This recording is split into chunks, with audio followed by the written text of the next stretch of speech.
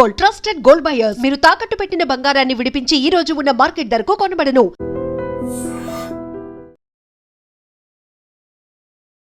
మహారాష్ట్రలోని అమరావతి జిల్లాలో అశ్లీల వీడియోల కేసు సంచలనం సృష్టిస్తోంది.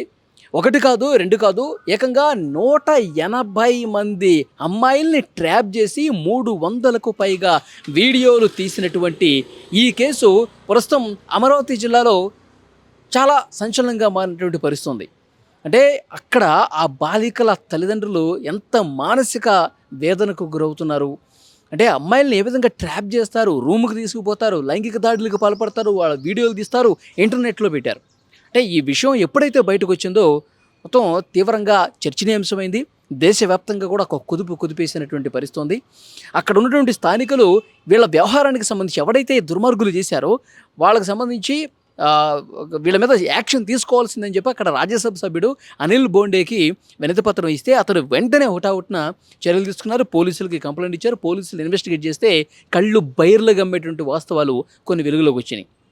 అసలు అంటే ప్రధాన నిందితుడు ఎవరైతే ఉన్నారో తన్వీర్ అనేవాడు, అయాన్ అలియాస్ తన్వీర్, వాడి ఫ్రెండ్ ఉజైర్, వీళ్ళిద్దరూ ఫ్రెండ్స్.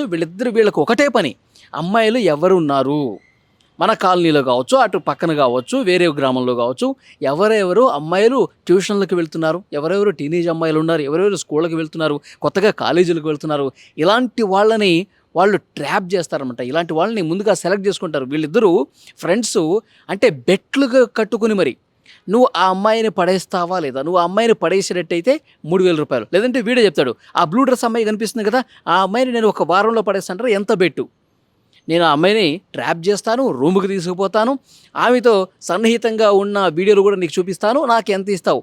సో ఈ విధంగా పోటీలు పడి మరి అమ్మాయిల్ని ట్రాప్ చేసి వాళ్ళతో మాటలు కలిపి లోబరుచుకొని రూముకు తీసుకుపోయి చాలా దారుణంగా వీడియోలు తీసి బిహేవ్ చేసినటువంటి కేసు. నిజంగా ఈ వార్త చెప్పడానికే చాలా బాధ కలుగుతున్నటువంటి విషయం. ఎంతోమంది అభావ స్వభావం తెలియనటువంటి ముక్కుపచ్చలారినటువంటి అమాయక ఆడపిల్లలని ట్రాప్ చేసి దాదాపు 300 నుంచి 400 మంది వరకు అమ్మాయిలకి సంబంధించిన అశ్లీల వీడియోలు చిత్రీకరించి వీళ్ళు నెట్లో కూడా పెట్టారు. ఇది జరిగినటువంటి ఈ కేసుకు సంబంధించినటువంటి వ్యవహారం. ఇక్కడ వీళ్ళు ట్రాప్ చేసిన తర్వాత ఇంకొక వేరే ఫ్రెండ్ ఉన్నాడు. ఆ వేరే ఫ్రెండ్ ఫ్లాట్కి తీసుకెళ్తారు. ఫ్లాట్కి తీసుకెళ్ళేటప్పుడు అక్కడ వాడికి 500 రూపాయలు ఇస్తారంట. 500 రూపాయలు ఇచ్చేసి ఆ ఫ్లాట్కి తీసుకెళ్ళి ఆ ఫ్లాట్లో వాళ్ళు సన్నిహితంగా ఉంటూ తర్వాత ప్రైవేట్ వీడియోలు వీడన్నీ కూడా లైంగిక దాడికి పాల్పడేటటువంటి అవి కూడా రికార్డ్ చేస్తాడు. ఆ అమ్మాయికి తెలియకుండానే రికార్డ్ చేస్తాడు. రికార్డ్ చేసి అవి చూపించి మళ్ళీ లైంగిక దాడికి పాల్పడతాడు. అవి చూపించి డబ్బులు డిమాండ్ చేస్తాడు. ఈ విధంగా వీళ్ళ వ్యవహారం సాగుతుంది. గత కొన్ని నెలలుగా ఈ విధంగా చేస్తున్నారు. తన్వీర్ అనేవాడు, వాడి ఫ్రెండ్ ఉజైర్, వీళ్ళిద్దరూ కలిసి మహారాష్ట్రలోని అమరావతి జిల్లాలో చాలామంది అమాయకుల ఆడపిల్లల జీవితాలు నాశనం చేసినటువంటి పరిస్థితి ఉంది. ఇప్పుడు ఈ వ్యవహారం ఎట్లా బయటకు వచ్చింది? రాజ్యసభ సభ్యుడు అనిల్ బోండేకి ఇన్ఫర్మేషన్ ఎట్లా తెలిసింది అంటే, వీడు ఉజైర్ అనేవాడు, తన్వీర్ ఫ్రెండ్ ఉజైర్ అన్నాడు కదా, వీళ్ళిద్దరికి డబ్బు విషయంలో ఒక దగ్గర చెడింది. నువ్వు ఆ అమ్మాయిని ట్రాప్ చేస్తే నాకు 10,000 రూపాయలు ఇస్తానన్నావు, లేదంటే ఆ అమ్మాయి వీడియోలు, ఆ అమ్మాయితో సన్నిహితంగా ఉన్న వీడియోలు నువ్వు పెడితే 20,000 ఇస్తానన్నావు. సో ఈ విధంగా చెప్పినటువంటి డబ్బులు ఇవ్వకపోవడంతో ఈ ఉజైర్ అనేవాడికి కోపం వచ్చి ఆ వీడియోలు ఏవైతే వీళ్ళిద్దరూ ఉన్నటువంటి వీడియోలు ఉన్నాయో, అమ్మాయి ప్లస్ ఈ తన్వీర్ అనేవాడు, వీళ్ళ ఫోటోలు ఇంటర్నెట్లో పెట్టాడు. ఇంటర్నెట్లో పెట్టిన తర్వాత వాళ్ళకి సంబంధించినటువంటి సంబంధికులు చూసి వెంటనే పోలీసులకు కంప్లైంట్ చేయడం, తర్వాత రాజ్యసభ సభ్యుడికి కూడా వాళ్ళు రిక్వెస్ట్ చేసి తన మీద యాక్షన్ తీసుకోవాలని చెప్పడం, ఇవన్నీ చేస్తే భాగవతం మొత్తం బయటకు వచ్చింది. తీగ లాగితే డొంక కదిలినట్టు కొన్ని నెలలుగా చేస్తున్నటువంటి వీళ్ళ వ్యవహారం. వాడి తన్వీర్ అనేటువంటి వాడి ఫోన్ చెక్ చేస్తే 300కు పైగా అశ్లీల వీడియోలు ఉన్నాయి. అంటే ఎంతమందిని ట్రాప్ చేశారు, ఎంతమందిని రూముకి తీసుకెళ్లారు, ఎంతమందిని వీళ్ళు లైంగిక దాడికి పాల్పడి వీడియోలు తీశారు, అవన్నీ కూడా ఎక్కడెక్కడ ఇంటర్నెట్లో పెట్టారు. ఇప్పుడు సైబర్ సెల్కి కూడా కంప్లైంట్ చేసి వీడు ఏ వీడియోలు అయితే ఇంటర్నెట్లో పెట్టాడో వాటన్నిటిని కూడా తీసే కార్యక్రమం కూడా ఇప్పుడు చేస్తూ ఉన్నారు. అంటే చూడండి, ఇప్పుడు స్థానికంగా అమరావతి జిల్లాలో ఆడపిల్లల తల్లిదండ్రులు గుండెలు బద్దలైపోయినటువంటి పరిస్థితి ఉంది. అసలు మా అమ్మాయి సేఫా ఉందా లేదా, మా అమ్మాయి వీడి ట్రాపులు ఏమన్నా పడిపోయిందా, మా అమ్మాయి అసలు వీళ్ళు చేస్తున్నటువంటి వికృత చేష్టలకి ఏమైనా బలైందని చెప్పి ప్రతి ఒక్క తల్లిదండ్రులు కూడా ఇప్పుడు చెక్ చేసుకుంటున్నటువంటి పరిస్థితి ఉందంటే ఎంత బాధ కలిగించే వార్త చూడండి.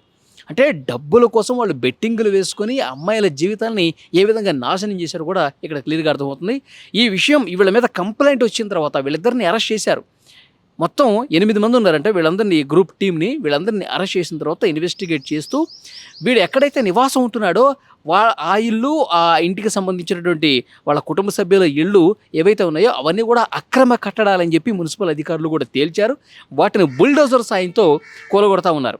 ఇలాంటి దుర్మార్గులు, దుష్టులు మళ్ళీ అక్రమ కట్టడాలు కట్టుకొని నివసిస్తున్నారు. అసలు వీళ్ళకి జీవించే హక్కు లేదు.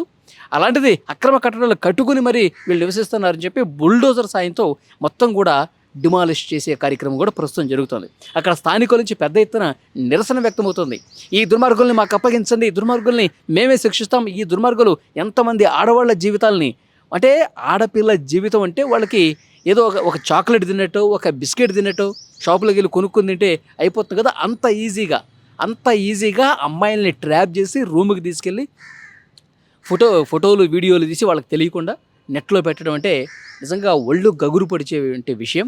సో ఇలాంటి దుర్మార్గుల్ని కఠినంగా శిక్షించకపోతే వీళ్ళు ఇంకా ఇలాంటి రాక్షసులు ఇంకా పేటరేగిపోతారు.